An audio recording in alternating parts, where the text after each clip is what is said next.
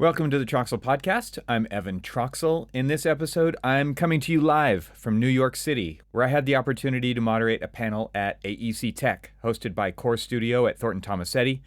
Well, not this intro. I'm now back in Oregon at Troxel HQ, but the episode you're about to hear was recorded off the soundboard at Cornell Tech on Roosevelt Island just a few days ago.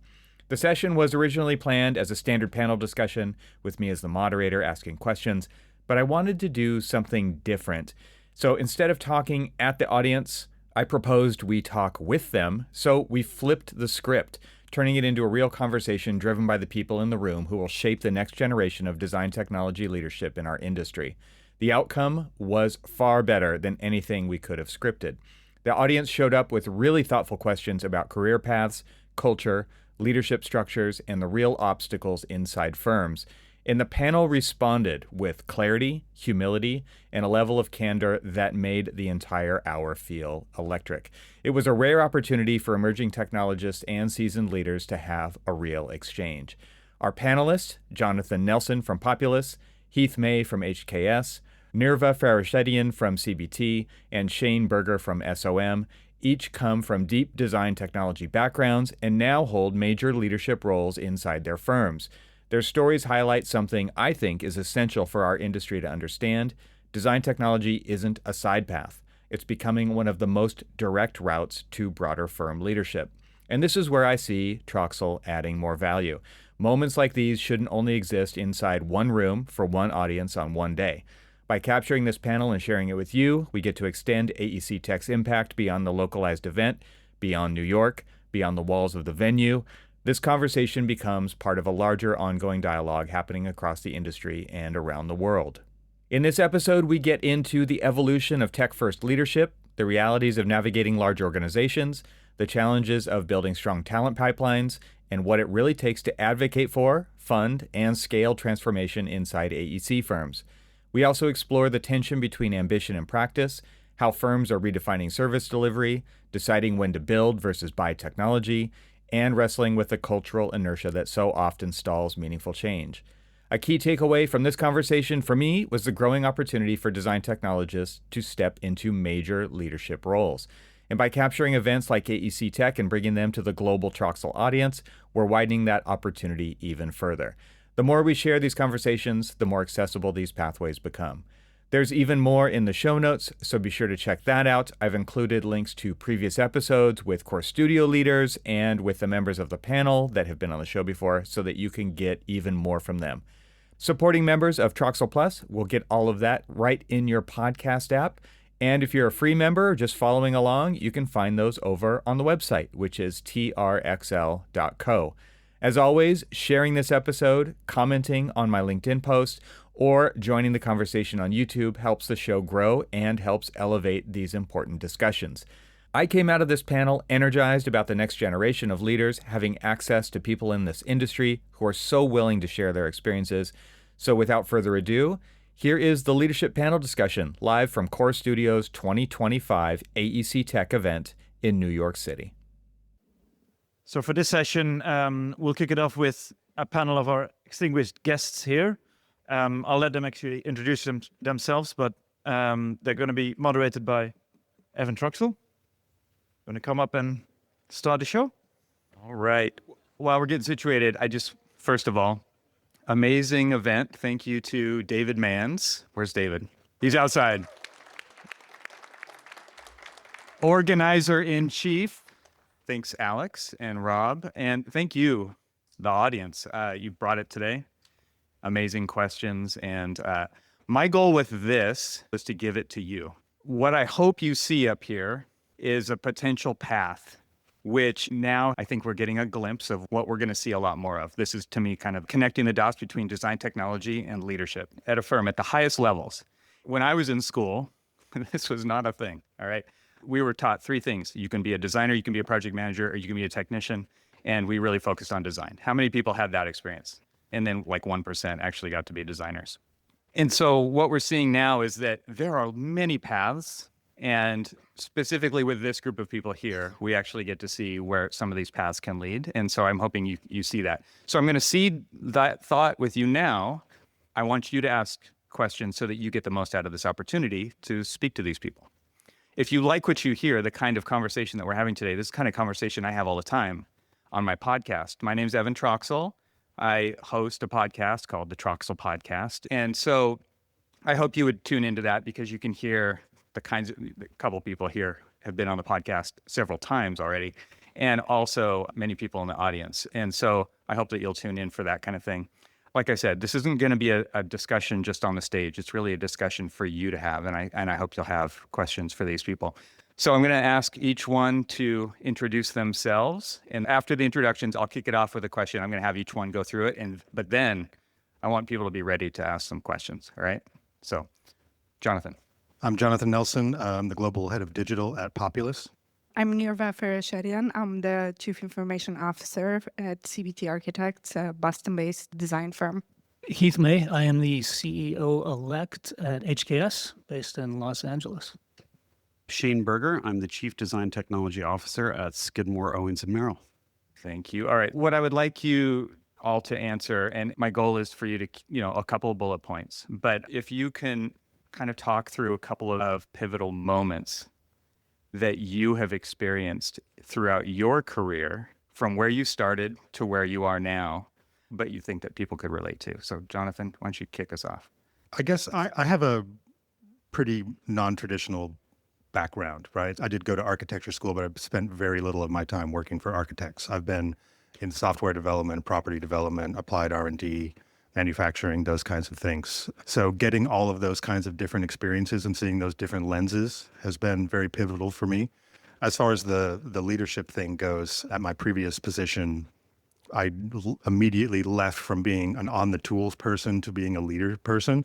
And that was a really transformative moment to have to learn a completely new skill and a different way of talking to people and using different language, and learning to be a good leader and also managing up and managing down is something that's really changed everything for me.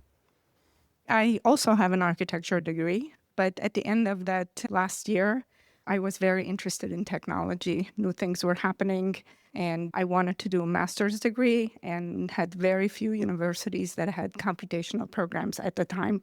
So very few people were really doing the integration of architecture and computation. So I willingly went to a master's degree at UCLA for combining both. And the first experience was really an internship at SOM in LA that kind of defined all of my career.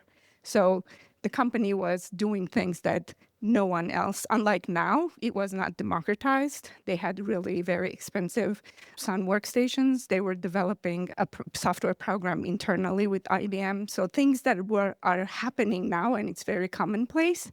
But then when I finished everything and got out, I thought, well, everybody was like that. But it was shocking that no one was like that. And it was kind of a challenge to get integrated in a firm. And I was, I guess, lucky enough that a firm was looking for some technologist. Now, that's being part of the integrating into a technology career in a creative firm is one part of the equation. But I think it's only in the last decade or so that has been recognized as either a C-level job or really being part of the business, not really let those people figure out the technology. Is it broken? They can fix it. So I think the remarkable advances now and the career opportunities are really being part of the business, having a voice and integrating with the decision-making process.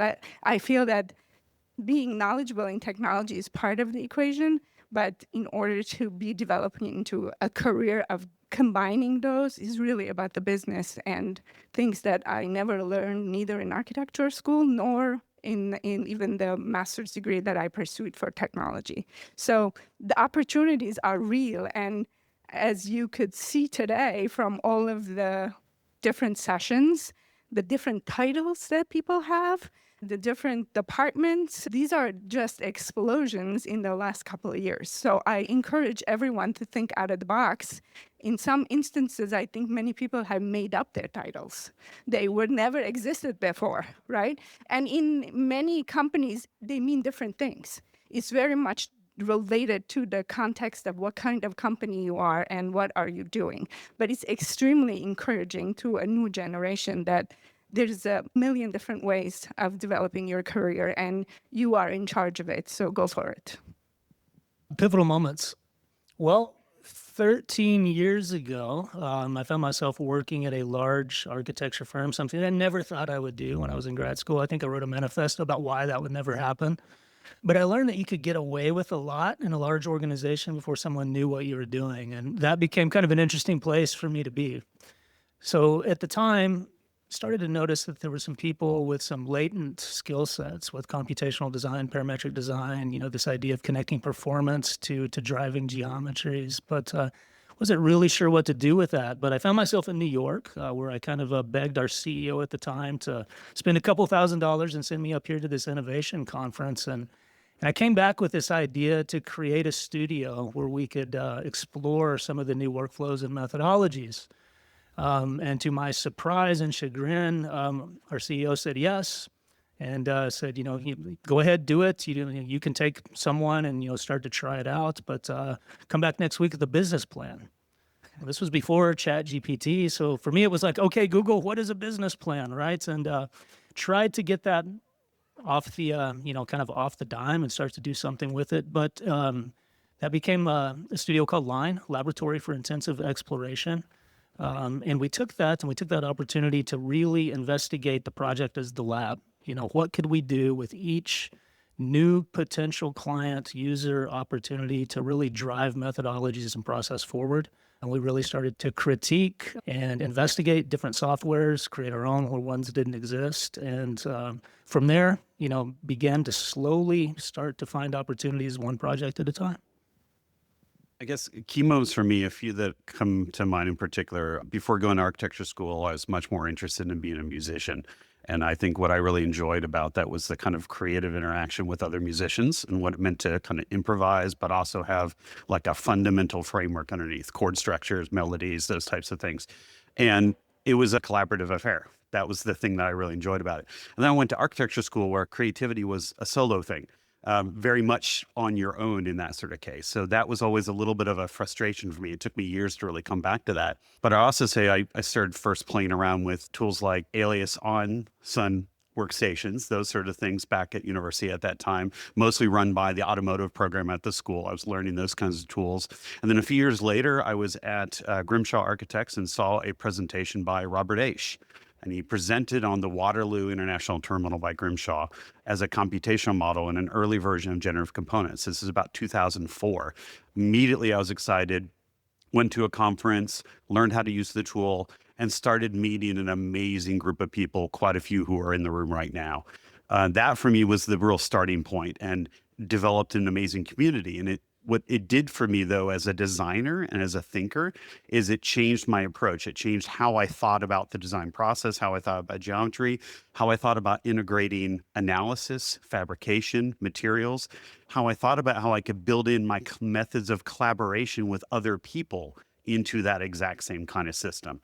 A number of years later, went to Woods Bagot, where I then scaled that up in a larger way across a broader company, about 1,000-person company. And at the same time, I started running the Smart Geometry conferences for about 8 or 9 years, where again, it was about building out that community and connecting people and collaborative creativity. So those end up being a number of kind of key moments for me, is this kind of balance back and forth between individual and collaborative creativity and the ability to kind of embed that thinking process and structure into the tools that you use as an extension of your thinking process. Amazing. One thing, I want to go back to Jonathan, because you spoke the least, Jonathan. I didn't know we had a time limit. You actually mentioned a thing that has come up in many conversations, which is like that shift from being a doer to being a leader, and that kind of soft skill, like a whole new skill set. And so I promised I would give this to you guys, but I wanted to bring this up just to kind of set the stage for if you are looking to work your way in a firm to this kind of position, that's a very real thing. And that's what actually I think makes the difference between success and unsuccess in that kind of a role. Because if you're so stuck on continuing to drive the car, the tools, the technologies, that's all you can do. You have to, if you're going to be in that leadership role, take on the leadership burden. This isn't something I think many people even look forward to doing. If I were to ask these people if leadership is easy, I guarantee you the answer is no. And so learning those skills, Jonathan, just anything just to expand on that point for you and how your mindset or your behaviors or however you want to frame it has completely shifted. And then I want people to start raising their hands for questions so that the mics can get passed out. There's a framework called maker and manager, right? And the base postulate of it is that makers, which are people on the tools, spend their time in 2-hour chunks. It's Paul Graham, isn't it? I think so, yeah. And because you need time to get into the zone and you need time to work through problems and have a lot of interrupted time. But a manager has to live their life in 15-minute chunks. So you really don't get the time to always consider and make, great decisions all the time. And life moves a lot faster. And when you're also a maker, again, because it's a solo thing, it's a lot more difficult to expand and move outward inside of a business, right? But a manager's job is really to manage outward as well. And there's lots of ways you can learn to be a leader. There's courses in, CL2 and those kinds of things are great. But becoming an effective leader is really just about reps, right? And learning how to change your life. So for me, that happened in my previous company, Lend-Lease. I spent some time and came up with a big theory of how something should work and we should build something. And this was a 3-person digital organization at the time inside of a 14,000 person company. And apparently, luckily, it impressed some people. And the next thing I knew, I was giving this same presentation 60 times throughout the business to IP people, to lawyers, to development managers, to chief digital officer, CEO, all of those. So you learn really quickly how to adapt to different stakeholder needs, right? Because my job is mostly communication, right? And change management with people. I'm not on the tools. I trust my team to be able to build those things, but I have to effectively make sure that the board, which is a bunch of architects and finance people, right, understand the nuances and details and the importance of what's happening here. So yeah, it's a complete 180. Mm-hmm. Hey everyone, let's take a quick break from the conversation to pay some bills around here. This episode of Troxel is brought to you by Troxel Plus members. That's right, my incredible paid supporter members are making this episode possible. Their direct support ensures that I can continue exploring the intersection of architecture, technology, and the future of design with the leading voices in our industry directly to you. So let's talk about why you might consider financially supporting the podcast too. By becoming a Troxel Plus supporter, you're not just helping sustain these conversations, you're also gaining exclusive benefits like ad-free episodes of the show and my Leadership Edge email newsletter, where I analyze episodes and deliver the insights and key takeaways right into your inbox. Your small contribution makes a huge impact.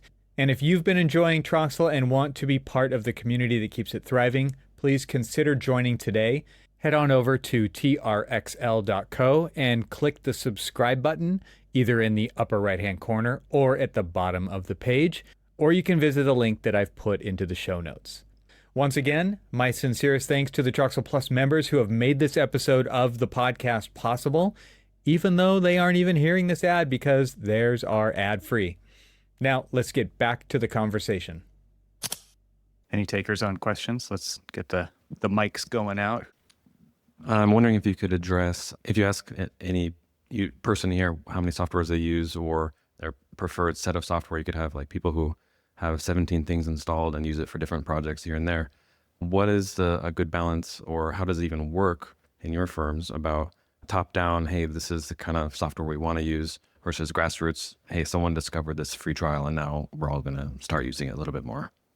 Yeah, I can jump in. And Natasha, our chief technology officer, is back here, so you can correct me as needed, Natasha. It's a balance of both, or maybe a reconciliation of both, because there's never really any balance. But I think right now, and I had the privilege of hearing all of the panels before this, and things are changing really fast, right? The pace of change is increasing, and the proliferation of different softwares that are available that are just kind of screaming, come kick the tires, are out there. So I'll share, just a quick anecdote. So we do like small kind of incubation tests throughout the organization, and we did this Key to the Future competition where little teams of two, where they found a problem and kind of naturally found a technological solution to that included sometimes using AI or not.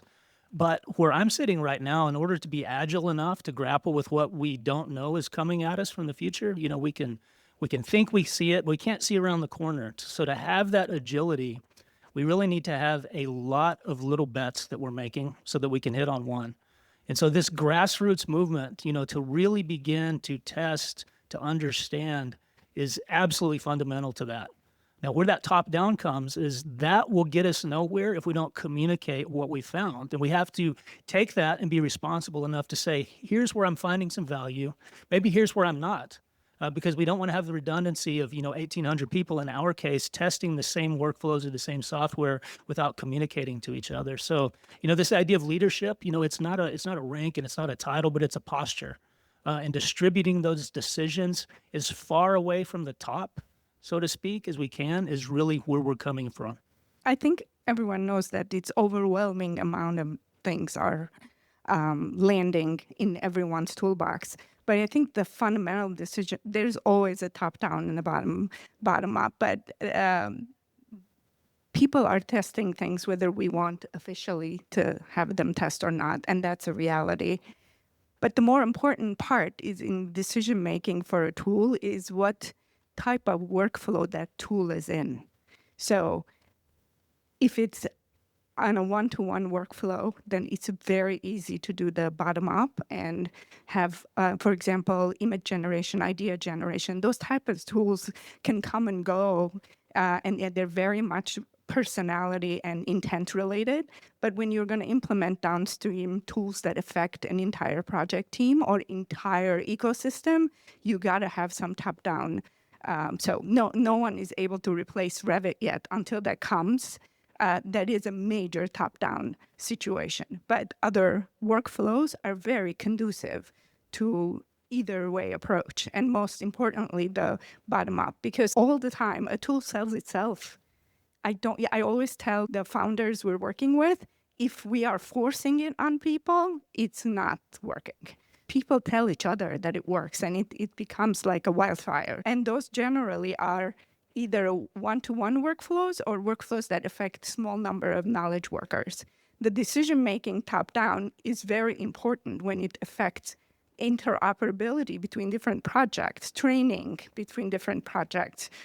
It can't be that everybody uses whatever tool they want. Each project can't have different types of files, but it can on a design, image generation end, for example.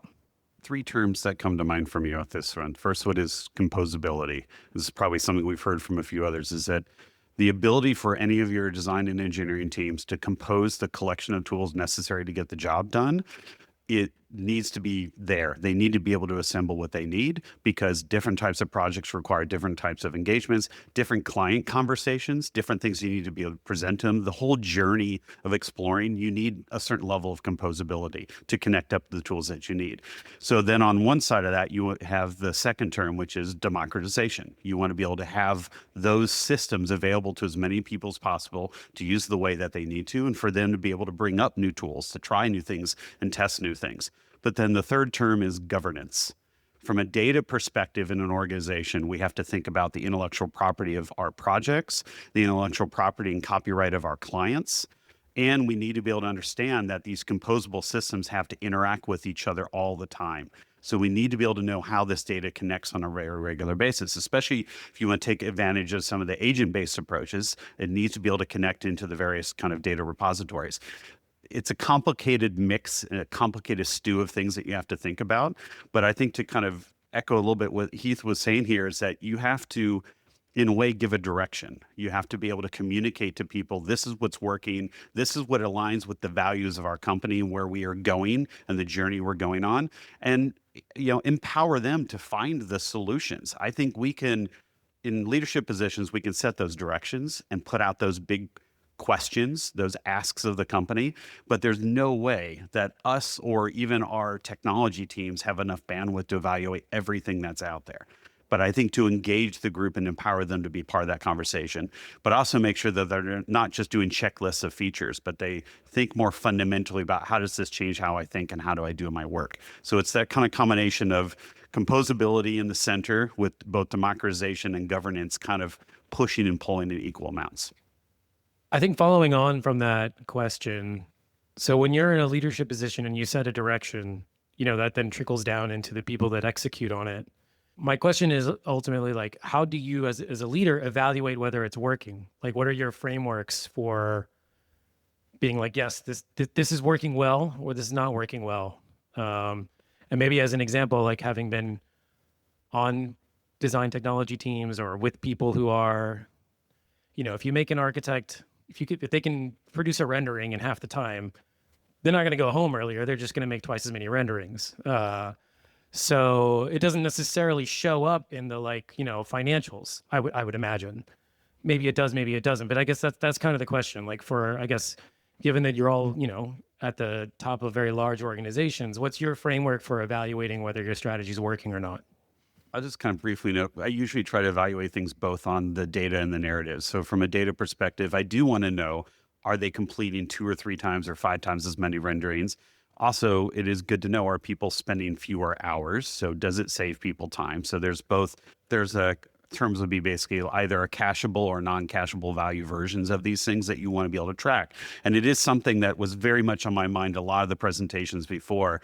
I didn't get a chance to ask people how many of you are actually tracking the use of every single tool and the different kinds of ROIs that are associated with it. Because some of it is an increase in efficiency and some of it is an increase in value. The value is a harder one to figure out. Maybe you only realize that over a year or two by increase in clients or quality or whatever. But there is a data portion of it. I think any of you who are building tools, please build in some method to track the use of those tools, because people in positions like mine are going to be asking you for that information. So just plan it in advance.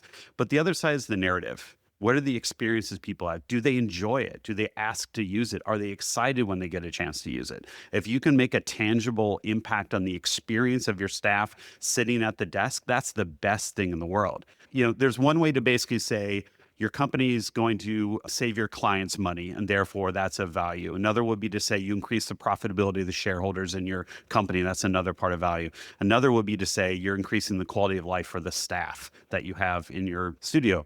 That, for me, is the number one most important thing, because those other 2 things fall in line after that.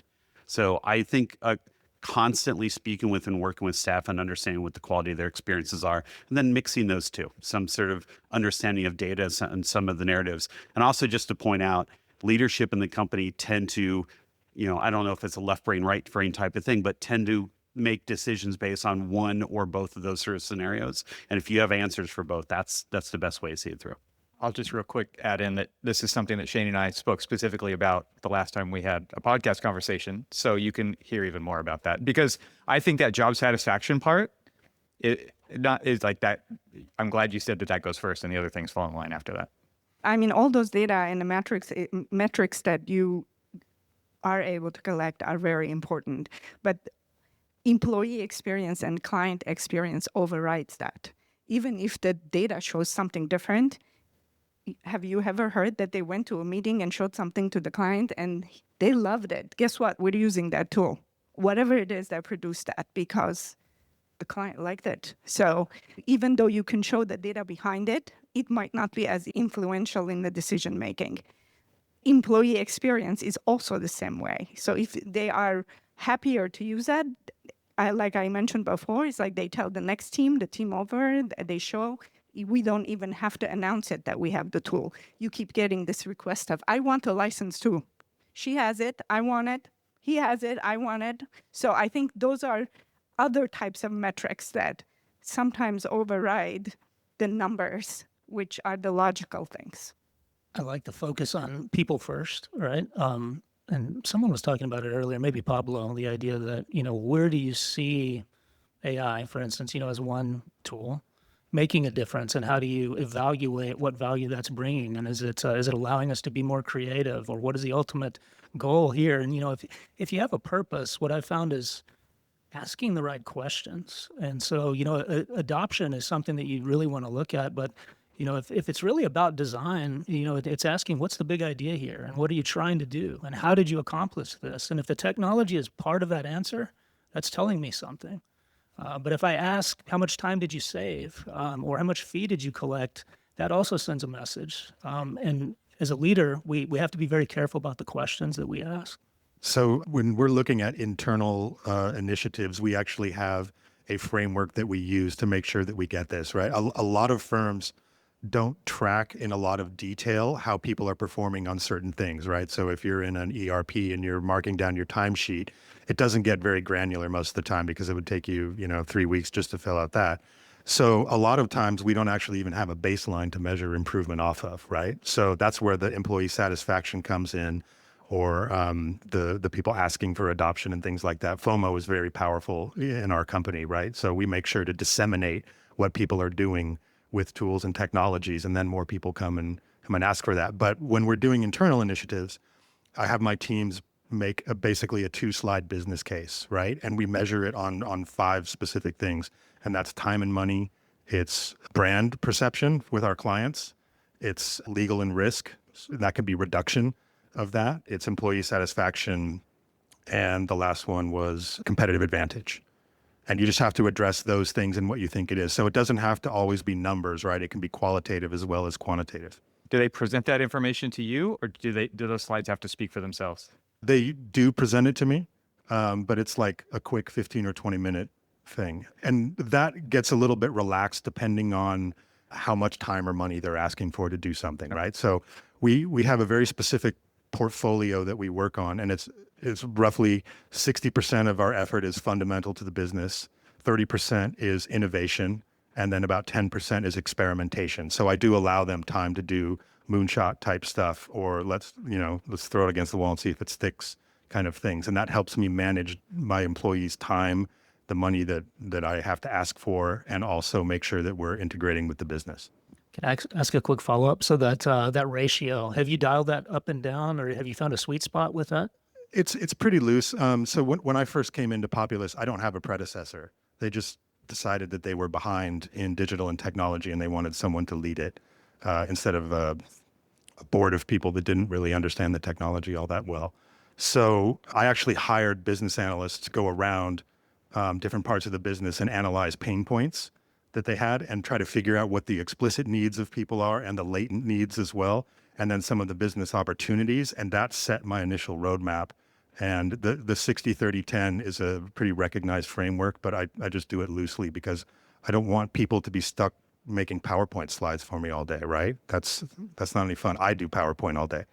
So it's mostly about just getting it iterated quickly. But then when we're asking for $500,000 to implement, a new global system, that is a formal business case that is, 40 pages that's distilled down into 2 or 3 for the board, but they can read the rest of it. So it just depends on the effort and time required.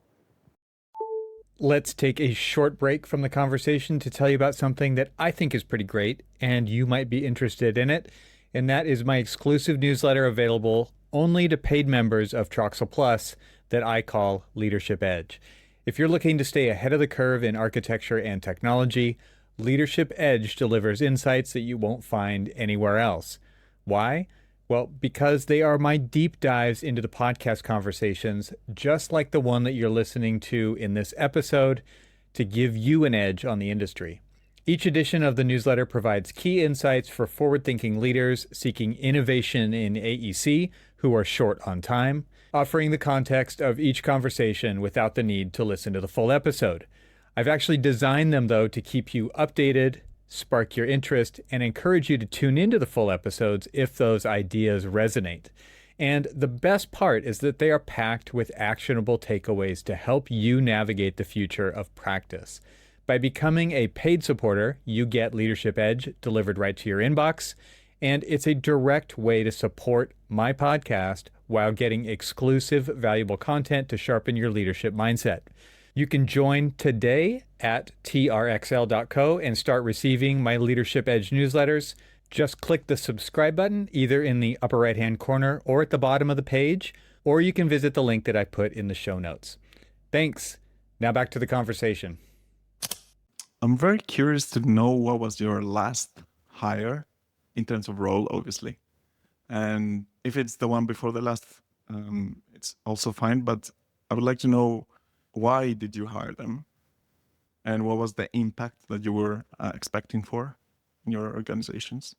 So the most recent hire from me was actually a junior computational designer who joined in one of our West Coast offices.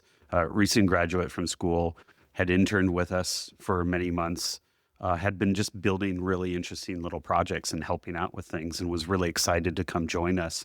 The thing that really caught me about them when we had the conversation about whether they were going to join was just the enthusiasm to explore and try things, and this desire to go steps beyond what we were asking as well. The kind of hunger to do something interesting.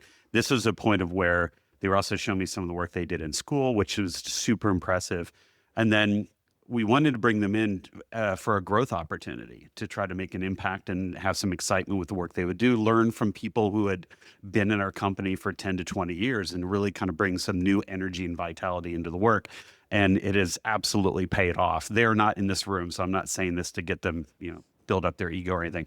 But it was an amazing sort of moment, because even in the last few weeks, they've been sending me screenshots of stuff that they've been working on. And we have been asking to develop these set of tools through kind of some Rhino plugins and Rhino environments. And we'd originally thought we were going to get this far, and this person's already presenting ideas that were going to be 6 to 12 months down the road, and already accelerating and thinking, forward thinking, that sort of workflow. I saw just somebody who was excited and interested and really wanted to think through the work, and I wanted to give them an opportunity to grow. And I think that was, it wasn't a matter of like finding I had a square peg and I had to fit somebody who fit that particular role. It was like, I'm going to bring some energy and excitement into the group, and somebody who really wants to learn. My last hire was a data analyst. I spend a lot of time trying to bring non-traditional skills into an architecture business. And part of that was because we have a lot of data, and we have, most of the business is made up of architects, and they consume everything in a very visual way, right? So they don't consume information in a tabular way like an accountant would or something like that. So we have to find an effective way of taking a lot of tabular data and turning it into something that's useful and engaging for our designers, but it's also for our clients. So as you know, we do mostly sports and entertainment work, and a lot of our clients are extremely sophisticated in this area. So most of you have probably read the book or seen the movie Moneyball. So these organizations are spending tens of $millions a year on data analytics. So we also wanted to reflect that we have similar sophistication to that. Just to add to that, my next 3 hires will be a machine learning engineer and 2 full stack developers, and they'll concentrate fully on AI. The last one that I was really involved in was a chief data and digital officer. And the way that we are building the team here, we have a chief technology officer, chief information officer, and then there's been lots of talk today and even earlier on the conversation around governance and data, and to be able to longitudinally connect data that spans from the practice of what we do to the business and operations of what we do. That's the platform that we're looking at. So in order to really be able to get value from the data analysts that we have on staff, having someone that can really start to look very broadly longitudinally across the firm with that perspective to work directly with the chief technology officer and the CIO was a gap that I saw, and we're trying this out with that as a technology leadership team. Last hire is a computational designer that was an intern for 2 summers, but not just for developing scripts or computational setups, but mostly we have workflow use cases to improve that we've determined that are inefficient. And we work very closely with a lot of startups that have the overall objective that fit in improving some of those workflows or solving some of those problems. So he is actually working to develop workflows that are going to be used for, because so far everyone, one example is designing in Rhino and then throwing those files to the Revit people and a pretty inefficient way, and then those people throw those files to the CA people for a very inefficient way, and no one knows how. So we have 3-4 use cases that we have developed. So internally, he's sourcing people, asking, why do you do it this way? How is it that way? And then we have a couple of external partners, startups that we seem to think that they are fit solving at least part of that problem. So that's essentially the role. If I just ask a quick question, I'm curious from the audience here, how many of you are actually either hiring people in data analysts or senior data engineering type of positions, or yourselves might be going that direction from a career perspective? All right, a handful of those. We're going down this journey ourselves, and I feel like all of the major practices are investing a lot more in this sort of data engineering, data analyst positions. I guess a question for you, Jonathan, on this. So the data analysts that you're hiring, and maybe this is the same for any of you, are you focusing on people that are domain specific, understanding architecture, engineering, construction, or more general skills based, or a mix between? None of our data analysts have any AEC experience at all. It doesn't matter to me. They come from banks and stuff like that. We hire usually junior ones with 2 to 3 years experience. Then we have the expertise. We can show that to them, right? They have the data expertise that we need. Shane, you should start a podcast. Good question. I don't have time for that. Sorry. I will leave it to the experts. I had a question on, because you're all leaders in technology. Do you guys think about a succession plan for yourself? Or like, how does the younger crowd come up, and what's your thoughts, and what are the factors you consider in those succession plans? I'm not going to be cheeky and say like an AI agent is going to take over my job, because that I just don't think that would work. I think it's synthesizing ideas and communications is probably the biggest thing that comes to play for me, is your ability to communicate out a vision or a set of strategy to people and to bring them together. Because our organizations are large enough, you've got differing opinions. You've got a whole collection of people that have great ideas, but they may differ from each other. You've got to collect everybody together under one sort of idea. So the ability to communicate that sort of vision, synthesize those ideas, and speak it back to the company is probably the biggest part of it. So that's probably one of the biggest qualities I'd be looking for, is the ability to synthesize lots of different ideas, communicate, and work with large, diverse stakeholders. I think in general, we should always be thinking about succession, right? It's not like a point in time that we start to think about that, but it's an everyday thing, right? And I appreciate that, thinking about the equality. Is it a skill set or is it an attribute, that we're looking at? And what are we trying to accomplish with this? And I think communication is absolutely fundamental to this. But I also think it's a moment that we can think about. There's an inspiration, right? And I think back to, many years of attending these, like, today, there's so many talks today that were inspirational, and it should always be that way. We have to have that curiosity that continues to happen, regardless of where we are in our career or what we think that we might have accomplished at one level, taking on another. But, Rob over here sitting, he was doing what I was doing, only like 10 years ahead of me at every step through my journey. So I could have a question, and he would kind of, grin and nod and say, yeah, here's how we went through that. But finding somebody that inspires you, that's done something, that's created something, that took a risk, right? There's an element of risk, I think, that hasn't really been brought explicit to all of this. Those are the things that makes me think, yeah, I want to do that. Think about hearing John Cerrone talk about Barclays many years ago and what they were doing with, should the panels, they're going to make the structure sag, do we design to where it was or to where it's going to be? And, you think, like, that's what I want to do. I want to be making those decisions, that have huge impact. Take a risk. Find somebody that can inspire you to do that. Also, I think the field has been evolving. It's not a one-to-one replacement anymore.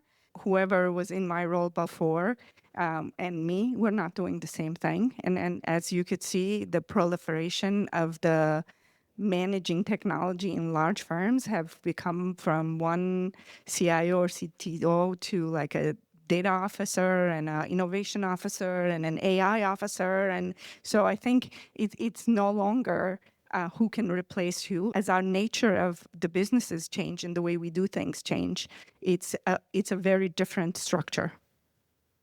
Hey, I have a question about your personal kind of leadership strategies, actually, about your measures and philosophies in this like weekly changing technology landscape, right? None of us can open up Slack or Teams anymore without having 3 LinkedIn articles inside of our inbox, right? With people that are really excited, that might be tangential to technology or not in technology at all. And I think I'm interested in hearing how you decide what gets incubated internally for R&D, what you choose as an early adoption, and what you might wait for to cook a little bit. So we also have another loose framework that we use, which is called make, buy, partner, right? So we evaluate the pain points or the ideas, and then we say, is there something on the market that's currently there? Is it something that is suitable to our needs, right? And then it's subject to review by legal and IT and all of that stuff. And then there's some things that we feel that our partners should be working on, right? And that's software companies or cloud provider companies or something like that. So, I mean, there's things inside Revit that we don't think we should be developing. We think Autodesk should be developing. So we just make clear, and then we communicate that to them that this is a need for us. Then there's things that may be very sensitive or have significant competitive advantage to it. And then those are things that we tend to build internally. But most of our ideas actually come from within projects or within innovation that's already in the company. So we have tons of innovation happening all the time. A lot of what we do is to try to capture that and say, can we scale that up and make it for everybody? Or is there a better workflow to do that? And so we've built a dozen tools just based on little POCs that other people have made for one project, and they turn out that is useful for almost every project that we do. I think it's very important for the technologist PR inside a firm to not make it look like all the decisions are made by technologists. And I always keep saying that during sessions or presentations, make it look like it's their idea, because it has to be working in their realm. And no matter what the technologist thinks, and no matter what a wow idea it is, if it's not functioning within that realm, then it's worthless. So I feel that integrating everyone, and I think that's where everything is headed, is more of a distributed technology function. And then the technologists themselves are just giving directions. As you could see, Turner showed that 15,000 people are building agents on their own. And so I think the self-sufficiency and the new tools that are on deck for people to use and create things is going to be defining a very different role that we play. And I think it's a positive one, because the business needs to make the decisions, not necessarily just all of our frameworks or of our explanations. Two things that come from mind for me. If people are sending me, Slack messages with LinkedIn files or videos and, hey, have you seen this piece of tech? They're excited, right? Like, respect that. That's good. That's like what we should be trying to bring out in the people in there. The worst thing you want to be doing is be like, yeah, that one's no good. You should actually look at this, or just ignore them and not know, right? They're excited. That's the kind of person you want to work with. Now, maybe the specific one that they chose is not the direction you want to go, but meet them there on that. Like, ask them about it. What is it about this that you liked? Let's have a conversation, right? You should ideally have enough people on your team who can work and communicate that way, where you can receive those sort of conversations. That, to your point, Nirva, it's like, it shouldn't feel like it's coming from me. It should feel like it's coming from the collective of the community that comes up with. We're there guiding it particular directions, but you want to harness that excitement. The other thing that comes to mind for me is when I look at software companies, particular tools or whatever that come up, the tools that I get most interested in are the ones that have a clear roadmap that seem to align with the kinds of things that we would like to do. It's not just the specific features. Yes, that'll give you short-term decisions and help you out, but we're trying to steer 1,000-person plus organizations. We're not buying licenses to use for a few weeks that then get leapfrogged by some other tool that came out that did the same thing that they then texted you about a week later, right? We're trying to make larger decisions for this. So I want to look for companies that I like the direction they're going. Ideally, they're not going to get bought out by Autodesk or somebody else, but the companies that are doing something that have some resiliency to it, some ideas that the idea behind it is interesting and fascinating and aligns with the types of things that we might want to do. So that's often where I'm getting into it. Just what shows up on the webpage is one thing. I want to feel what's underneath it. What's the subtext? What are the founders doing of that company? Like, that's the stuff that gets me excited. I think we talked about communication, just as much as it's important communication to the board or other decision makers. I feel that the communication with people like that and how you explain and how you get feedback and explain why that is not something we want, maybe not use, or why we should try is far more important than the leadership explanation, because those people are your allies, to tell leadership that we want to use that. So I feel like our success has been that we have explained to them that this might or might not be the right choice. And then once it's something we want to push, they are our advocates to make that decision happen. Once they show in their projects that it's working, then I don't have to convince someone in the finance department that we're going to pay for it. So there's just no option but pay for it. I have to say, like, I have a certain amount of empathy for the experience as well. I was that person 15, 20 years ago. The IT team hated me, right? Like now I kind of I co-run it. So that's a little bit ironic in my brain, but it's like, yeah, having some empathy for their experiences and what they want to do. Also, sometimes they're bringing it up because they've got to solve a problem on their project. It's right in front of them. They see an answer and they want to get it done. Why are you telling them no? Right? Like sometimes you got to be careful because that tool might train on the IP of the company and then we've just released confidential material like that. That is a line to not cross, but have some empathy for the experiences because I think a lot of you in the audience have been in that exact scenario. Yeah, I mean, how many times people said critical thinking, we appreciate critical thinking, we appreciate curiosity. That's a display of that, and that's a way to encourage people. I think we have time for one or two more questions. What strategies do your organizations use to retain computational designers, machine learning developers, data analysts, developers in general, when competing against big tech companies that may offer bigger salaries, better resources? What are you talking about? What makes them stay? So this is actually an interesting conversation. And it's something that I do try to talk to the board a lot about, right? So I mean, when you think about just having a design firm, it's very easy for the very senior executives to think of everybody in terms of architects, and they benchmark people in terms of architects. And I do make that case to them quite often. I said, we're not going to lose our computational designers to a competitor, right? We're going to lose them to a tech firm. It's just that simple. And here's the reasons why. Our digital twin people aren't going to be gone to, a rendering house. They're going to go to a VFX agency or something like that.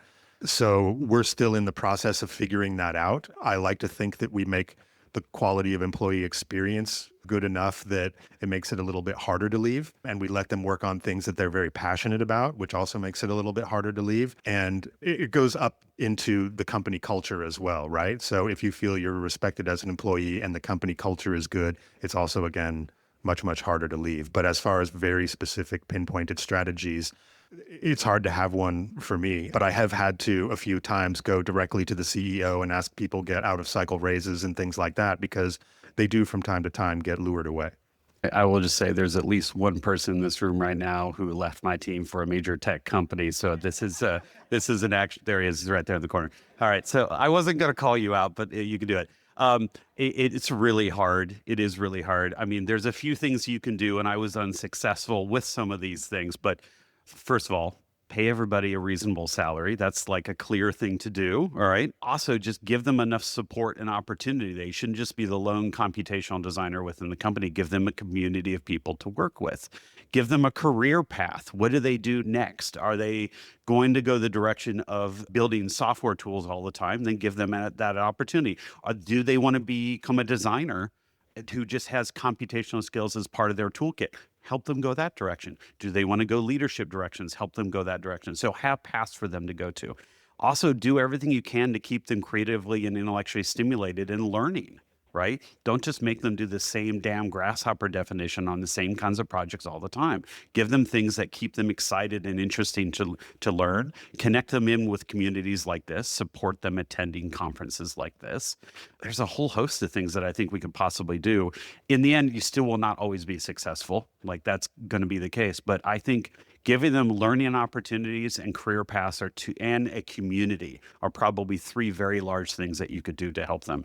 I'm the kind of person that I get excited about the buildings that our company does, right? I feel vicariously like I benefit from that experience of seeing the work that our designers and engineers actually produce, and that's the product of the work. And sometimes you will find computational designers that feel that same sort of thing, and others will want to build software, and others will want to go into consulting and do other things. And so we're not going to fix it for everybody, but I think there are absolutely key things that you could do. And I also say this, again, from an empathy perspective, as somebody who left a major design firm because they were not supporting my career path. And it led to the path that I'm on right now. So I had this exact same experience myself.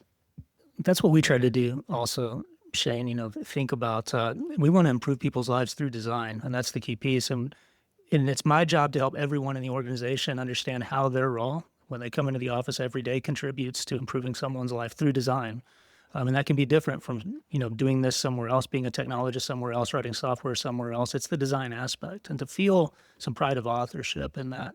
And I think the other reality is that we are reevaluating compensation models, also role progressions, with the understanding that as you start to think about behavioral human scientists, anthropologists, data scientists, machine learning experts, all of these things that are maybe tangential to what we do, but also becoming critical to where we're going, there will be a different compensation structure. And, with the theme of this panel, I think if you're considering that, weigh that in. You have skills, you have capabilities that someone else doesn't. And I think that deserves a conversation around compensation because of the value that you can bring. And I think that's just a reality that we start to have to grapple with. Amazing. That's all the time we have for questions. I hope you got what you wanted out of this. That was the goal. And so thank you to the 4 panelists for speaking so candidly. And once again, thank you to you all for coming and showing up and bringing it today. It's been a wonderful conversation. Thanks. Thanks to our sponsors, and thanks to our members this week. Find out how you can become a member at trxl.co. And I'll talk to you again next week.